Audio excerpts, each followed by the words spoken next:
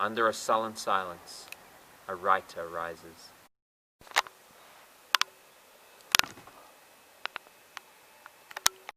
I wanted to be James Dean growing up.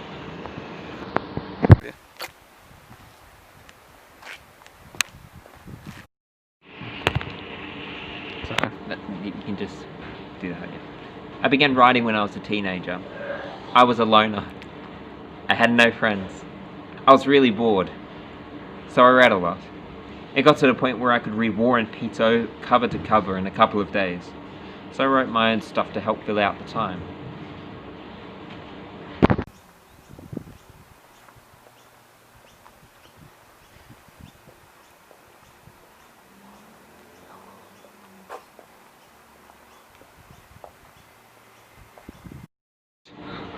I used to walk around and propose to several strangers. They would slap me in return. As I sigh, I guess I'll never find love. But I did punch out Santa last Christmas.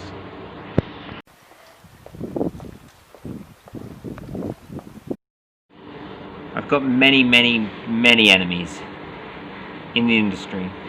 Like I accidentally walked into a dressing room with another writer's wife. She was getting changed. It was an accident. Hold a conversation. What is friends? My first novel did okay. Enough. But from there, I was able to build an audience. I think the older generation never used the internet to their advantage. Be someone of value. One time or another, we all made mistakes. I'm still living with mine. It never ends. It's a constant, like days of the week. Underloved and underappreciated. My hobbies consist of running onto soccer fields, stealing the ball, playing cards, Call of Duty, and sending hate mails to child actors. I don't blame anything for what's shown in art. In the way they romanticize everything, it's just bad knowing that no one is willing to put their heart out there. The main thing I've learned from my dating life is I'm overly emotional. And women don't have the patience.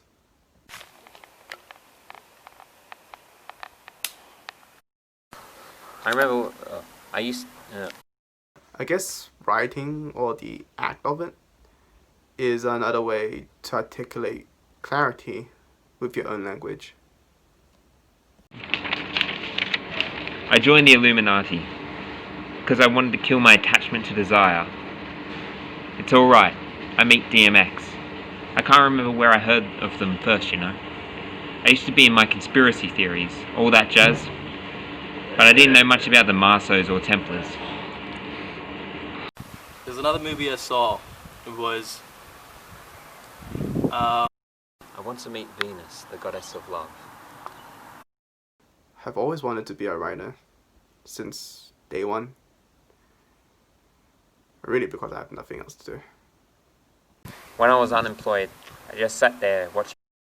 I'm always worried about losing my voice in my writing. Words for me? Yeah, as in like, what would you like me to say? No, I don't have much friends.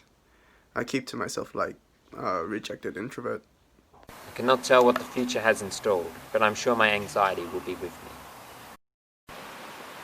I love to be updated with things. For example, if I have a phone, it has to be The hardest thing you have to do is to say goodbye when you have to, but don't want to. I'll write anything. Poems, quotes, anything. My first job was writing stuff for other people. That's how I got kicked out of school. When I was young, I fell in love. I thought she was the one. I mean, like, she held my hand, and that was good enough. It's hard carrying around resentment. It's emotionally crippling. Try again. That's alright. Always give unsolicited advice.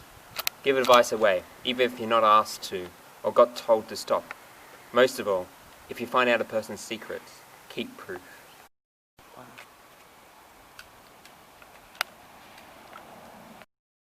I am open for higher education to use my work to teach in a class. Well, yeah, the internet has saturated the market, but it's given an instant fan base for those who have talents. Like, you don't need a team behind you. I tend to read my astrology readings every day. There's a day or so where I don't. Wonder what it's like to be in an overwhelming position of power. I've never studied politics as a specialty, just culture. I had an aggressive curiosity for the arts. I have never left the country. I'm afraid of the outside world. They're playing with fire. How sad was that? I became a successful writer to get girls. I didn't know what to say. I had to write a novel that went to the New York Times bestseller to compensate. Any burnt. But to witness a Roman candle lighting life, something for fireflies to be envious of. Why should I be silent when I'm angry? I don't know what to write next, I really don't. No way. No way at all. There's something holy in going after your dreams. But I do know there's a tremendous loss of life in playing life safe. If you're not okay and occasionally being someone so stupid, you'll never master anything. Move forward.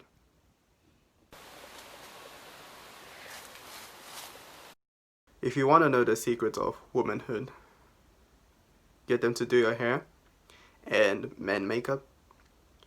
As they're doing it, ask them about the V around their belly button. Cigarettes are hard to quit. I remember one time my grandma hit me so hard with a wooden spoon it broke. No calmer waters where you are. I have a rash and now it burns when I pee. My first time was just after Princess Diana died. I was doing a poetry reading and a woman in the front row was crying. I said sorry about the princess dying. She flashed. I like wearing red scarves. I wouldn't go into a teaching career. I simply wouldn't. This one time this gypsy came up to me. They wanted $3.50. I declined. The gypsy belted with a strap. Have you ever seen someone who has inspiring quotes tattooed on her body? I pretended to be a lawyer and provided a lot of unsolicited advice. I even go online and tell people what to do in their marriage. Most end in divorce. I'm a heavy smoker. Once I was riding a bike and a teenager throws a loaf of bread at me. Yeah, but very few experiences had ever laid back an impression on me like that. I wrestled a bear, a goat, and a guy from Pakistan once in a cage match. I don't take myself too seriously. Like, I watch comedy, but I don't know why that constitutes as someone who isn't serious. I have so much regret in my life. Seemingly featureless blank space made for words to be presented in aesthetic form. No colouring lashes, no inflating lungs. When they overhype it all, there's a lot of shame there. The pond is muddy. Dude, there's a couple of women I really miss. But it's harder to accept they're in my past. I'm kind-hearted, but if you cross me, I'll become the burden of life. I've heard live and let live. I met a serial killer once. He bought me coffee. That's the story of my autobiography. I don't have much advice for young writers, or any of them starting out. But you have to dedicate a lot of your time, whether you're going to self-publish or not. Don't know what to make of modern spiritual leaders. I guess they have the intent, but in terms of president, you go for the guy that thinks there is aliens and the world is going to end. I can remember this one fan. They found out where I lived. I didn't let them in. So they spat at my feet and called me a horrible writer. I wouldn't know too much about what it's like now. I avoid the rest of the industry like it's a biblical plague. I'm making a living. I'll never be rich. When I was 22, I thought I was cursed. You can always trust someone who blushes. I watch a lot of old films. Bogart, Wells, Chaplin. I don't know why, it's just like the black and white aesthetic. Plus it's good doing drugs too. Make an effort to read every book in the world. Kerouac. He's good. Literature really needed him at that time. You know, the Beatles changed music. Why not have a band for the guys who changed literature? I grew up poor, but there was a lot of freedom being poor, because my parents couldn't pay for anything or give me toys. When I got home from school, my mother used to tell me to leave and come back when dinner was ready. I regret so much of my life. Like the years I spent smoking. This one time I was walking through the city and I ended up walking past Joan Rivers. She gave me a weird look. I turned and called her the C word. I had a steady career. I don't think I'll ever reach such mythological heights. But who knows? Which is why I'm expanding into film. Adopt the worldview. Make sure it's your own and it's flexible, especially in its emotional range. I've dated a few women over the years. I learned so much about myself, despite how selfish that sounds. It's an itch that one can't handle. It's funny to drive to go after your grandiose ideal. Growing up, my parents didn't think that my writing is a career that anyone could make it. But when my stuff started to get noticed, like this one day a fan asked for my autograph in front of my dad. He just sat there apologizing afterwards for not supporting. Finally. But frick you. I don't have a normal job, so... I've regretted so much in this cause. Like this one time I was walking through LA, I saw Brando, hand on Bible. I vow, I swear I saw him. He was drinking coffee. I sat across from him. I looked at him. He looked at me. I scratched my face, then slammed my hand on the table and started to impersonate him. He threw his coffee at me. We wrestled. We fight. Then I got arrested. I'm a sucker for romantic movies and books. Anything romantic. I don't blame anything for what's shown in art. In the way they romanticize everything. I don't have any favorite writers. I just read. I'm designing my full body tattoos. I don't want to pick and choose tattoos over time. I want them all to own at once. Laying there getting it. I did stand up once. Someone threw a milkshake at me. To that guy, fuck you. It's not my fault that you're at a strip club because your wife sucks. Don't harvest my organs when I die. I'd rather not contribute to the Illuminati. I got into a fight with the Iron Sheik once. Then I shaved his mustache off. Her heart was so stretched out, she wanted to go beyond this very world into the heavens. So she collapsed and died right there in my arms.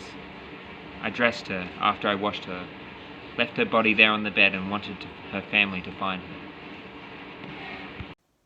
Isn't it amazing that I haven't succeeded at anything? I had a neighbour who used to throw his poo over the fence. He told me because the voodoo spirits told him to do it. At first I would write short stories and keep it to myself. I wouldn't share it with anyone. I am what I am, because I have done what I have, derived from my thoughts. I want to belong in matter, which being discovered from pain. I can count to 10 in French. Buy me a ticket to Paris.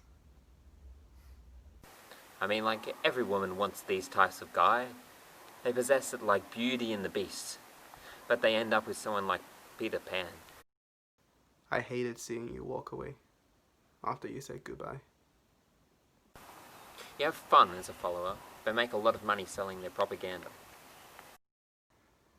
I've avoided so much of my life. It's a shameful shameful thing. I mean, like, every woman wants these types of guy. They possess it like Beauty and the Beast. But they end up with someone like Peter Pan. I don't think I've ever fought over a woman. I fought over a cigarette once. I often think, I passed the time by watching serial killer documentaries. don't do drugs with Mike Tyson. He doesn't get violent, but you won't walk for days after. Like this one time, I was walking with an ice cream cone. It fell. In anger, I picked it up, threw it at a busker. I was a pro wrestler for 10 years. Well, no, I don't take writing lessons myself. I don't know about venturing into other areas of art, but it's a possibility. I've been clean and sober for way too long. Thinking I'm suffering from nepotism. I used to sell porno mags at school. There is one thing equal to the people meeting at the wrong time. It's being the wrong person who always displays the right things. I don't support a political party. I kind of feel that they need to spend their entire life to gain success in that field, but set up to fail. Like a writer. I dare you to create your own philosophy. I had dreams of being a famous writer. Her smile caught fire and now it's burnt into my memory. I don't read much during the week. I normally reserve myself for only one day off, which is Sunday. I use that date just to read. I listen to jazz, classical, really anything. But I'm open-minded. I'm unsure about therapy. Just aim for your goals, even if it's a poor mark. I don't read much during the week. I normally reserve myself for only one day off, which is Sunday. I use that date just to read. My neighbour is a former cult. The reason why I bring this up is I've just learned that there is a cult centered around one of my fictional characters. Hunting someone who didn't deserve to be hurt is a thing no one can take back. It's a cultural thing. What are human rights? What's truth? I don't know. But if I did, I'll tell you. I was jogging along, then I fell over. I took a moment, but I heard this woman yell out to me as she was running from her front door. It's how I met Steph. We dated for 2 years. I don't know why, but when it hits the 2-year mark, I can't do it anymore. I just self-sabotage. I recently went and had a look at these Aboriginal carvings in Brisbane Water National Park. And when I saw them recently, I thought about the first time I saw them, which was like several years ago. I think I was about 10, 11, something. I had no idea, but like I remember the first impression I had of these carvings, these drawings. I remember to myself, this is very silly. I'm not sure if you guys know or if are familiar with Aboriginal drawings. It's kind of like this weird outline of a person. Like for example, the one I seen recently, it was like a man with like no neck, like 2 circle eyes with like a sausage lip and a triangle headdress, and that's it. That's the drawing, and like pointy, stubby fingers. It's like a child's drawing, and you know, because I remember when I was a kid, I remember high art was like Mona Lisa, was like the Renaissance paintings, you know. Those were considered as high art. So back then when I was a kid, I remember I saw these drawings from like 2,000 years ago. I was like, this is unimpressive. This is silly. Fast forward, I remember when in university when we were studying medieval architecture. I remember we came across these medieval stained glasses. And one of the point they talked about was how most medieval drawings appeared to be flat. Like there is no depth in what they painted. You know, we always were under the impression that Renaissance paved the way for perspective drawings, like the vanishing point, like out in the background, and like that brings out the three dimensional nature of their paintings, right? But what the lecturer was talking about, he was talking about how it's not that the medieval people were not aware of geometry. Instead, they were quite aware of geometry. If you think about it, if you look at the medieval castles, if you look at the buttresses and like the layout of their buildings, you know they're well aware of depth. But it was more like they chose not to implement depth in their drawings. Instead, aesthetically to them, being flat was high art. If you're able to represent all your artistic representations in this flat dimension, well, that was considered beauty to them, and that rang a bell. That rang a bell because it made you think, right? It made you, if you look at like Egyptian drawings as well, like those hieroglyphics, and like if you look at those Mayan sculptures and all this early prehistoric, it's more or less, it's not that they are incapable of being able to refine, like say a person, like say they're making a sculpture of a person. It's not like they can't replicate it, but to them, being able to present it in that particular way is considered as art. So that brought me to think about these Aboriginal copies, and which was one of the idea I had when I was looking at them recently, was maybe they chose to carve these drawings this particular way, because you need to think about it. You're chiseling, you're given a piece of rock and you're chiseling a picture onto rock.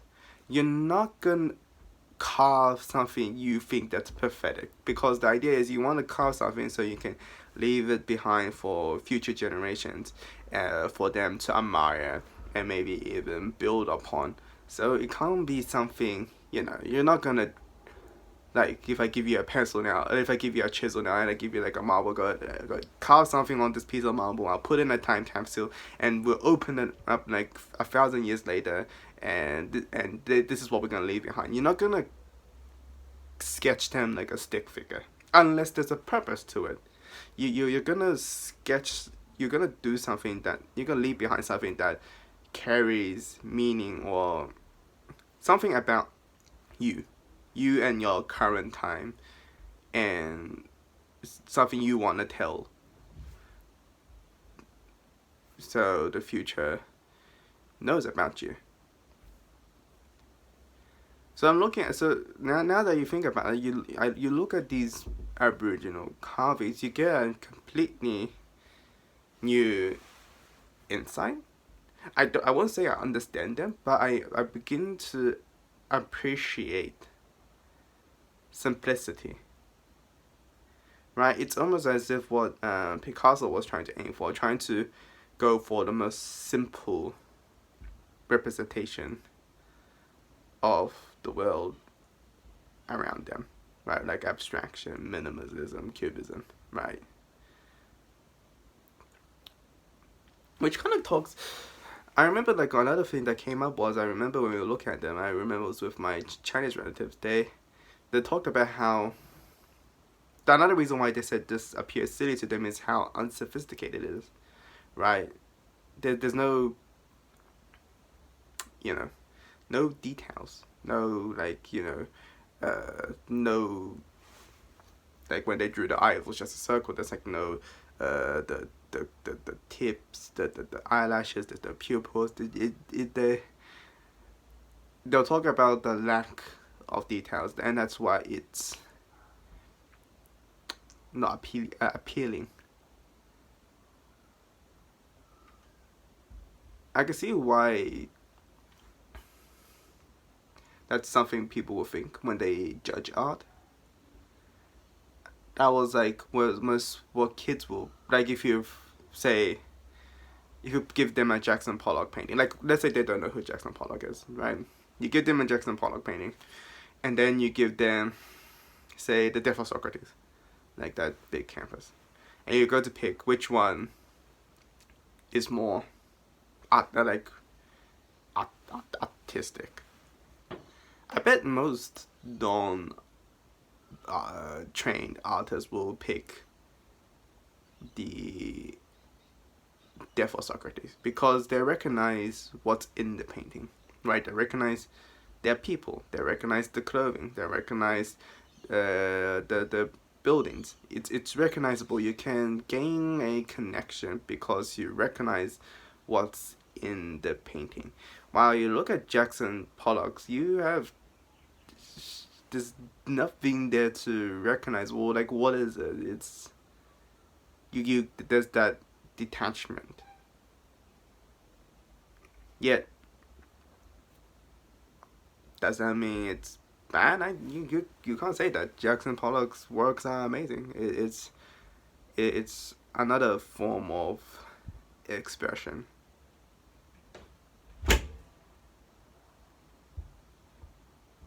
I feel art suffers in ways that's different from science. Art suffers in a way that you can never get tests. There's no measurements. You can't quantitate. You can't quantify artistic expression. Right? I remember I was looking at. Now this is completely off topic. I remember I saw a speech Neil deGrasse Tyson gave to this graduating class somewhere. I can't remember. But in the speech he goes, imagine a spelling contest, and the word to spell is cat. So contestant 1 comes up and spells it CAT, which is bingo. He gets it correct. Contestant 2 comes up, spells it KAT, and obviously gets it wrong. The third person comes up and spells it as XLR. He also gets it wrong, but what he's trying to point out is the person who spelled it as XLR is on the same level of wrongness as the guy who spelled it KAT. When you might argue that KAT is a better spelling than CAT because phonetically, cat is pronounced with a k. But we were taught, everyone agreed that CAT is correct. That is the correct spelling, although phonetically it's written as KAT. But everyone just agreed one way is better. Well, one is not better, one way is correct. And you see that happen in art and literature, even science. You think science would be absolute, but the number of times theories have been disagreed upon. Even now, you see people are still questioning the roundness of Earth over pictures. It just shows that there's no absolutes, right? Like, the best you can do is with whatever you have, express yourself to the fullest. Whether that is through your work, your scientific work, whether that is through your artistic endeavors, whether through that if you're like an accountant, you just try your best to do what you can, but know that you can never be placed into one category. You're always divided into many facets. They will judge you from almost every angle, but the problem is we don't have a bar to measure you off.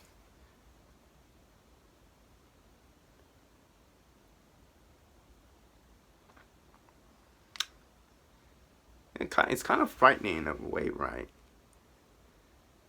You think there's lines, there's boundaries you can't cross. You think that if I'm always within this limits, I'm fine. I'm doing the right thing. I'm doing things fairly. I'm correct if I'm in these boundaries. But then you realize, A, how vague the boundaries are. B, how weak the boundaries are. C, how transient the boundaries are.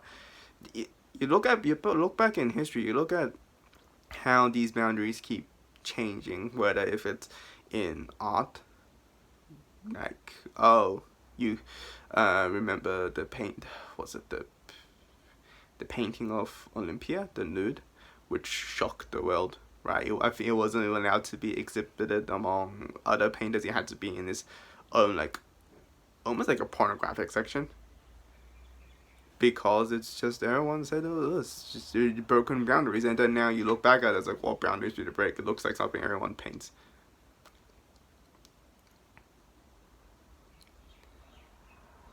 We collectively, we seem to like not be able to agree on one thing, and it's really maybe depressing that we can't seem to agree on one thing or even disagree on one thing. It's always just a minuscule amount, even no matter how certain it is. You can go, the sky is blue. You think everyone agreed to it, and then you talk to all the people who are colorblind or blind. They have to agree because they don't know, they can't validate it, but in the bottom of their heart, the sky could be red. So it's not like an absolute agreement, right?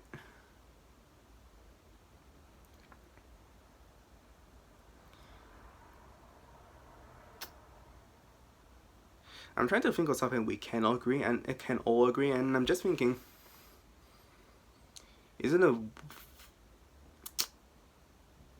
funny how almost every religion, I don't know every single one of them, but it seems like a good chunk of them seem to agree that whatever the higher being is, Zeus, God, Allah, Jade Emperor, whatever, they all seem to agree that whoever this higher being is, whoever's in control of the world, whoever created this whole life thing, they seem to reside in the sky.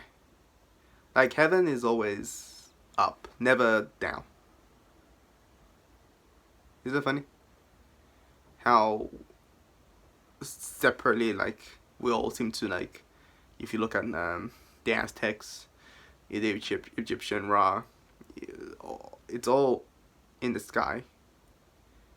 The highest being resides in the clouds.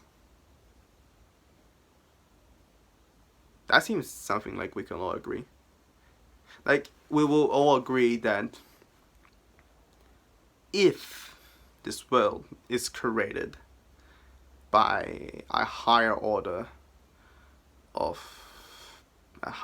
being or life form or whatever, aliens, blah blah blah blah, we can all agree that this person, thing, being definitely is in the skies. It's not underground. It's not. They don't reside in the sea. They don't reside in the forest. It's always up. Because it's almost as if thousands of years ago, humans agreed that we can conquer anything. We can farm the lands. We can sail the seas. We can climb the tallest mountain, but we just can't get into the clouds. And because that area is unexplored, or that's an area we can't conquer, the highest being, if they're more capable than us, that's where they must be. Except, I'm just thinking of the Aboriginals again, because that's how this conversation started.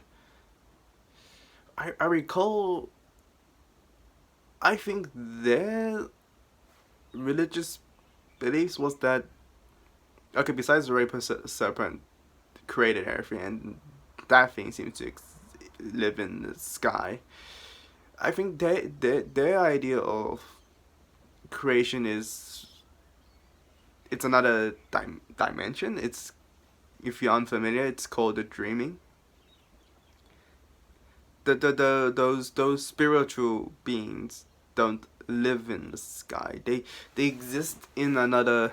They exist in a dream state, in a dream time, which runs parallel with us, with our realm, and you can influence one and another.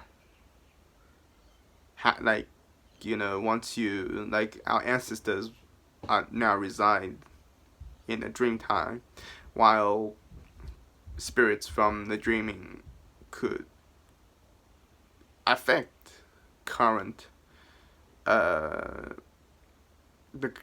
current circumstances of this realm. And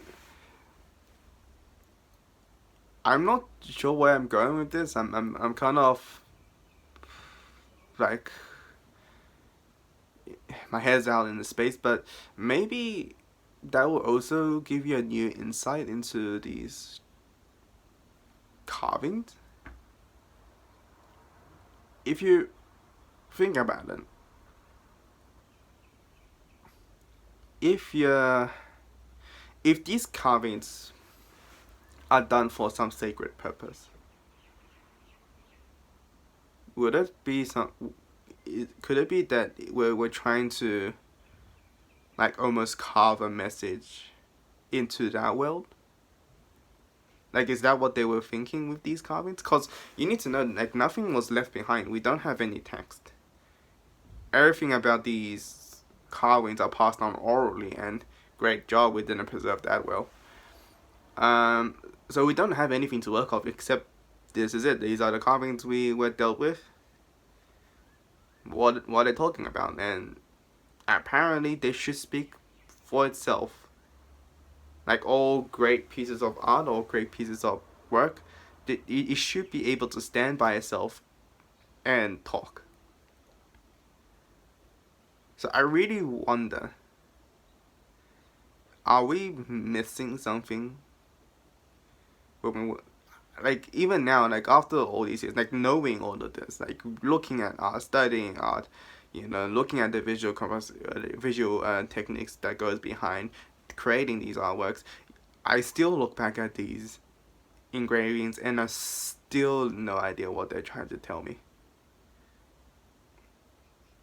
Like, I can't accept that it's child's play. It has to be for a purpose. You can't be returning to the same site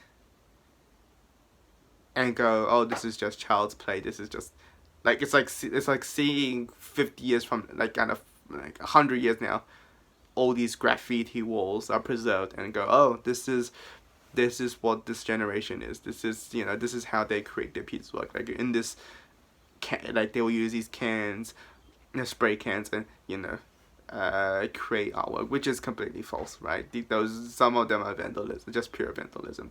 They have nothing behind them. But I really doubt these carvings I've seen to be rendered as simply, oh, they're just carving a kangaroo, hence it's a kangaroo.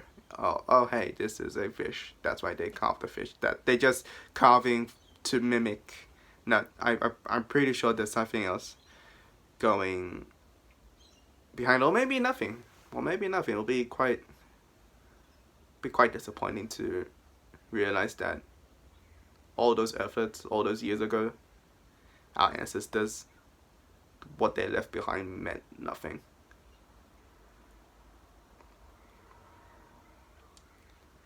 Oh, I remember a couple of months ago I was watching this reality show. Well, not really reality show, more like a talk show, and it talks about these ancient Chinese antiques, right? How we must protect them because they represent, you know, the Chinese culture.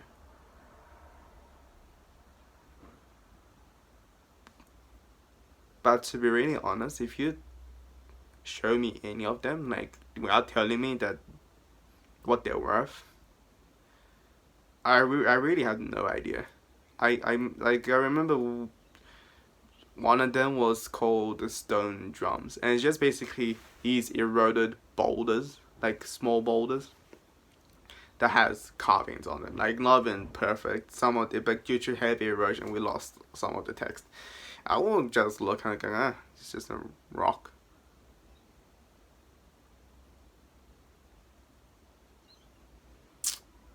Maybe sometimes I feel art is two ways. You need to be trained. If you want something to continue on, if you want to pass on a specific creative work, I believe you need to train not only the artist or the creator, like the writer or whatever, whoever's making the piece of work, but you also have to train the audience, the viewer, the reader. Because these two coexist. You can't write a book with no one to read. You can't paint a painting with no one to view. You can't sculpt a sculpture with no one to appreciate. It's two ways, and if one side gives up, then the other will fall with them. So all in all, I think everyone has an artist in them. You may not be a painter, but you have a certain appreciation for paintings that you will respond to. You may not be a writer, but as a reader, there are novels that stick to you. I think maybe art is just hide and seek with that one person who will understand you. And if that person no longer exists, well, you will be quite lonely. Maybe like those carvings where no one can explain them anymore. Or maybe one person just years down the line somehow understands you and can retell the story you've been telling for all those years.